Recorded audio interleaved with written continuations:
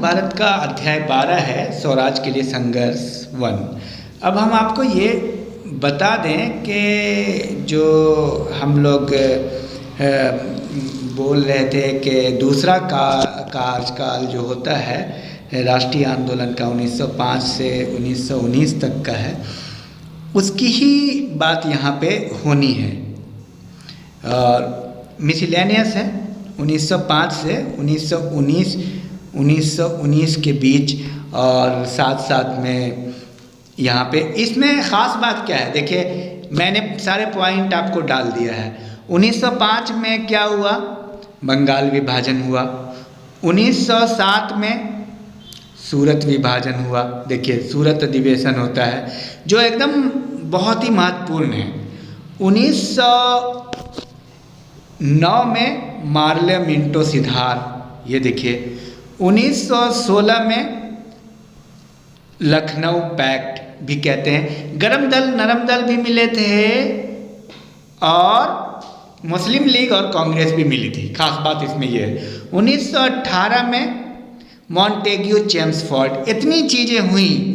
आप इस संघर्ष में क्या क्या हुआ एक बार और मैं बताऊंगा हिंट्स में, क्योंकि बहुत लंबा नहीं खींचना है, हर एक पॉइंट को आपको लिखना है। 1905, 1907, 1909, 1911, 1916, 1918। देखिए 1905 में बंगाल विभाजन, 1907 में सूरत विभाजन, 1909 में मार्ले मिंटो सुधार, 1911 में जो है सूरत बंगाल विभाजन कैंसिल, और क्या था 1916 में लखनऊ समझौता, लखनऊ पैक्ट, जिसे मुस्लिम लीग और कांग्रेस भी मिली थी, गरम दल नरम दल दोनों मिले थे। 1918 मार्ले मिंटो मॉन्टेग्यू चेम्सफोर्ड, ये था। और इसमें एक और जोड़ दीजिए, जो लास्ट में 1909 होते हैं तो जो धारा को परिवर्तित कर देती है, ये 1909 में रॉल्ट एक्ट और जालियांवाला बाग हत्याकांड। ये था सार इस चैप्टर का। आगे बढ़ते हैं धीरे धीरे। इसमें देखिए सारी बात एक दूसरे से एसोसिएटेड है, जुड़ा हुआ कोई ऐसा नहीं है कि इस चैप्टर में ऐसी ही बात है वैसी बात है। देखिए हसन इमाम बम्बई में थे, 1918 के विशेष सत्र में थे। मॉन्टेग्यू चेम्सफोर्ड आया, जिसे कांग्रेस ने निराशाजनक और संतोषजनक कहा। इंडियन लिबरल एसोसिएशन के अध्यक्ष थे Surendranath Banerjee. Vladimir Ilyich Lenin Bolshevik 7 नवंबर 1917 को ख़त्म कर दिया गया। इधर आइए, भारत सरकार अधिनियम 1919 आया, जिसमें दोहरी शासन प्रणाली स्थापित की गई। रॉल्ट एक्ट 1919, मोहनदास करमचंद गांधी राष्ट्रीय आंदोलन की बागडोर संभाल ली और गांधी जी का जन्म पोरबंदर 2 अक्टूबर 1869 को हुआ। आप ये समझ लीजिए कि महात्मा गांधी आते हैं दक्षिण अफ्रीका से, 1916 में आश्रम स्थापित करते हैं, सत्याग्रह करते हैं 1917 में। देखिए यहाँ आ गया, महात्मा गांधी युग ही है ये।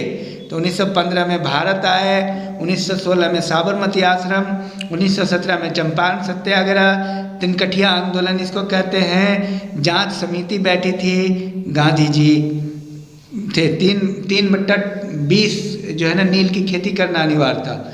उसके बाद ये अहमदाबाद मजदूर हड़ताल 1918 में, उसके बाद खेरा आंदोलन 1918 में, गांधी और पटेल थे इसमें। खिलाफत और असहयोग आंदोलन 1919 से 22 तक चली। चौरा चौरी कांड हुआ और असहयोग आंदोलन समाप्त हो गया।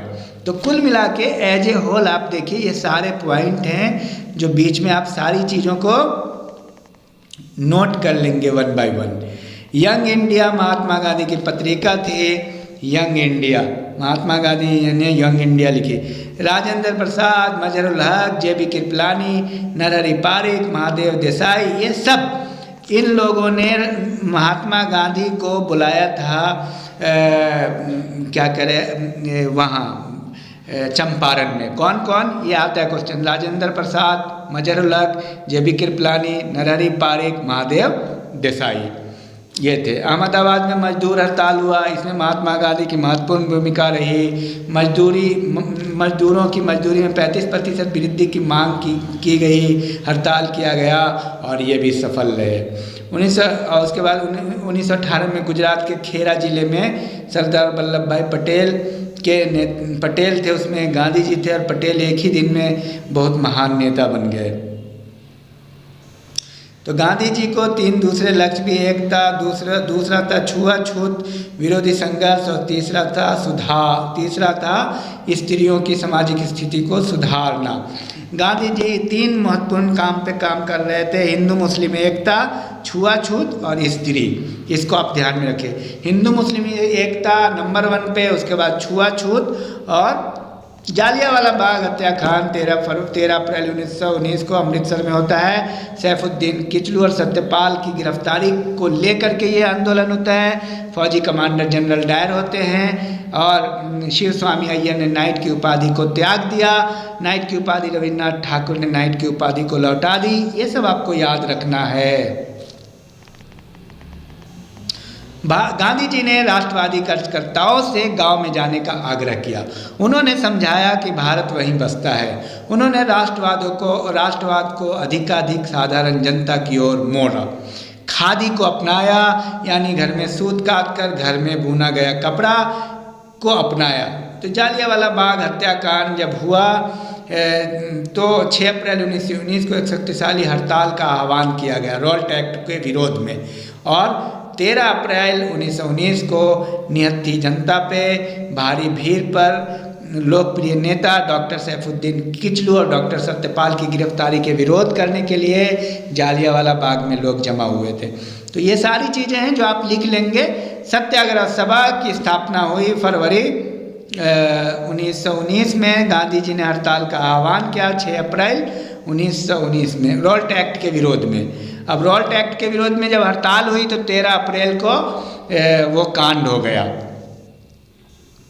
अब देखिए यहाँ पे हिंदू मुस्लिम एकता की बात इतनी हुई कि 6 सप्ताहों तक बादशाही मस्जिद पर ताला, किसी ठोस कारण के बिना लोगों की गिरफ्तारी, नज़रबंदी, इस्लामिया स्कूल के 6 सबसे बड़े बच्चों पर कोड़ों की मार लगी। इतना मतलब इतने बड़े बड़े जुल्म हो रहे थे। ये था, मार्शल लॉ लगा दिया गया था और नाइट की उपाधि लोगों ने त्याग दी। शिव स्वामी अय्यर थे और देखिए स्वामी श्रद्धानंद दिल्ली की जामा मस्जिद के मिंबर पर उपदेश दिए थे। अमृतसर के स्वर्ण मंदिर की चाबी डॉक्टर किचलू के पास थी। तुर्की में उस्मानिया सल्तनत भी ख़त्म हो गया था। तो ये वो सारे कारण थे। हिंदू मुस्लिम एकता चरम पे था। आप ये यहाँ पे स्वामी श्रद्धानंद दिल्ली की जामा मस्जिद में स्वामी श्रद्धानंद ने उपदेश दिया और अमृतसर के स्वर्ण मंदिर में किचलू ने, डॉक्टर सैफुद्दीन किचलू, डॉक्टर रविन्द्रनाथ ठाकुर ने नाइट की उपाधि लौटा दी इसी क्रम में। और स्वामी श्रद्धानंद को मुसलमानों ने आमंत्रित किया जामा मस्जिद में और ये हिंदू मुस्लिम एकता की बहुत बड़ी मिसाल थी। अखिल भारतीय खिलाफत सम्मेलन शुरू हुआ नवंबर 1919 में, क्योंकि खलीफा को समाप्त कर दिया गया था। इलाहाबाद जून 1920 में सर्वदलीय सम्मेलन होता है। 1 अगस्त 1920 को तिलक का निधन होता है और उसी दिन में असहयोग आंदोलन को प्रारंभ किया गया। तो असहयोग आंदोलन का मतलब है कि सहयोग ना करना। 1 अगस्त को 64 वर्ष की आयु में लोकमान्य तिलक का निधन हो गया था और लोकमान्य तिलक और महात्मा गांधी समेत तमाम कांग्रेस नेताओं ने भी खिलाफत आंदोलन को हिंदू मुस्लिम एकता स्थापित करने का, मुसलमान जनता को राष्ट्रीय आंदोलन में लाने का सुनहरा अवसर जाना था। ये था। तो ये कुल मिलाकर के उसके बाद आप ये देखिए दिसंबर 1920 में नागपुर अधिवेशन, तिलक स्वराज कोष और नागपुर अधिवेशन में कांग्रेस के संविधान में परिवर्तन, भाषाई आधार पर पुनर्गठित, 4 आने प्रतिवर्ष का आह्वान हुआ। ये सारी चीज़ें आई। अलीगढ़ के जामिया मिलिया इस्लामिया, दिल्ली, बिहार विद्यापीठ, काशी विद्यापीठ, गुजरात विद्यापीठ, सब में एजुकेशन शुरू हुआ। राजद्रोह का आरोप अली भाइयों पर भी लग गया जो खिलाफत आंदोलन में शामिल थे। और ये रहा कुल मिलाकर के असहयोग आंदोलन शुरू हुआ और इसमें हर तरह के लोग, हर वर्ग के लोग, स्त्री पुरुष महिला और विद्यार्थी सारे लोग शामिल हुए। प्रिंस ऑफ वेल्स नवंबर 1921 में भारत आए। चिराल और मिदनापुर, मोपला, ये सब विद्रोह, किसान आंदोलन भी हो रहे थे साथ साथ में। गांधी जी असहयोग आंदोलन में कह रहे थे कि आंदोलन आप करें लेकिन हिंसक नहीं होना है। और चौरा चौरी कांड हो गया, आपको पता है 5 फरवरी 1922 को गोरखपुर ज़िले में, और इसके कारण जो है ना असहयोग आंदोलन को निरस्त करना पड़ा। कांग्रेस वर्किंग कमेटी 12 फरवरी 1922 को बारदोली में इसको निरस्त कर दिया। इंडियन स्ट्रगल सुभाष चंद्र बोस, जवाहरलाल नेहरू ने भी लिखी, ये सारी चीज़ें हैं। 10 मार्च 1922 को महात्मा गांधी को 6 वर्ष की सज़ा दे दी गई, जेल जाने के लिए जेल चले गए। और कुल मिलाकर के आप ये देखिएगा कि राष्ट्रवाद अपने चरम सीमा पे था। स्वराज पार्टी की स्थापना 1922 में चित्तरंजन दास और मोतीलाल नेहरू करते हैं। चित्तरंजन दास अध्यक्ष थे, मोतीलाल सचिव। तो ये कुल मिलाकर के अगर आप निष्कर्ष देखेंगे तो इसमें जो है इस काल में राष्ट्रवादियों ने विभिन्न तरह के समिति संगठन के द्वारा, न्यूज़पेपर के द्वारा और विशेषकर राष्ट्रीय कांग्रेस के द्वारा आंदोलन चलाया। विट्ठल भाई पटेल 1925 में अध्यक्ष बने केंद्रीय विधानसभा के, और 5 फरवरी 1924 को गांधी जी रिहा हुए स्वास्थ्य संबंधी के कारण। स्वराज पार्टी की 42वीं 101 में 42 सीट लाई थी और चुनाव हुआ था। स्वराज पार्टी को अच्छा चांस मिला था। जून 1925 में चित्तरंजन दास की मृत्यु हो गई थी। ये है कुल मिला के। मैंने आपको कहा कि एनसीईआरटी में इतना पॉइंट होता है कि एक एक लाइन में 2-2 बातें होती है, जो एक चैप्टर को करने में कम से कम 10 घंटा लगेगा। तो ये तो मैं बहुत ही ब्रीफली और बहुत फास्ट इसलिए बोलता हूँ क्योंकि इतनी सारी बातें आ जाती है। तो ये रहा कुल मिलाकर के। एक बार नोट्स देख लेते हैं। उन्होंने मोतीलाल नेहरू पे हिंदुओं को धोखा देने, हिंदू विरोधी होने, गौहत्या का पक्ष लेने तक गौमांस खाने का आरोप लगाया था। इस तरह की भी बातें आई। मोहम्मद अली के घर सितंबर 1924 में 21 दिन का उपवास किया था और प्रार्थना का प्रत्युत्तर मेरी अकेली आशा है, ये गांधी जी के बारे में है। तो अब देखते हैं, ये हमारा जो नोट्स है इसको आप इस सारे नोट्स को उतार लें, पॉइंट्स को। नोट दिखाने का मकसद यही है, स्वराज के लिए संघर्ष। एक एक पॉइंट आप नोट कर लेंगे तो मैं आपको फिर से, जब तक मैं इसको स्क्रॉल करता हूँ तब तक हम आपको ये बताने की कोशिश करते हैं कि किस तरह से आंदोलन 3 हिस्सों में बटा था। 1885 से 1905 ये आंदोलन नरमदली आंदोलन था, शुरुआती दौर में था। कांग्रेस की स्थापना हुई और 1905 में बंगाल विभाजन जैसे हुआ वैसे आंदोलन जो है ना क्रांतिकारी हो गया। 1905 से 1919 में आंदोलन क्रांतिकारी हो गया। इसी दौरान महात्मा गांधी आते हैं। 1905 में बंगाल विभाजन के परिणाम स्वरूप 1907 में आप ये देखिएगा कि सूरत अधिवेशन, गरम दल नरम दल। 1915 में महात्मा गांधी, मोहनदास करमचंद गांधी दक्षिण अफ्रीका में से आए और उसके बाद 1917 में चंपारण सत्याग्रह और 1919 में रोल्ट एक्ट के कारण भूख हड़ताल का आह्वान। और 1919 में जब भूख हड़ताल में और हड़ताल में सब लोग लग गए तो 1919 का जो कांड है, बहुत इतिहास का एक बड़ा कांड है, जालियांवाला बाग हत्याकांड। सैफुद्दीन किचलू और डॉक्टर सैफुद्दीन किचलू वहाँ के विरोध में वो लोग बैठे थे अनशन पर और जनरल डायर ने 13 अप्रैल 1919 को सारी निहत्थी जनता पे गोली चलाने का आदेश दे दिया। तो ये मतलब इतिहास का सबसे दुखद दिन था। गांधी जी ने 6 अप्रैल 1919 को शक्तिशाली हड़ताल का आह्वान किया था, ख़ासकर पंजाब में दमन से करने का निश्चय किया था क्योंकि दमन बहुत ज़्यादा हो रहे थे पंजाब के अमृतसर में 13 अप्रैल 1919 को निहत्थी जनता पर जनरल डायर ने गोलियां चलवा दी। इसमें रविन्द्रनाथ टैगोर ने नाइट की उपाधि को लौटा दिया। और हिंदू मुस्लिम एकता इतनी थी कि स्वामी श्रद्धानंद को मुसलमानों ने जामा मस्जिद में बुलवा करके मेंबर पे जामा मस्जिद पे बुलाया और स्वर्ण मंदिर की चाबियाँ एक मुसलमान नेता डॉक्टर किचलू को सौंप दी थी।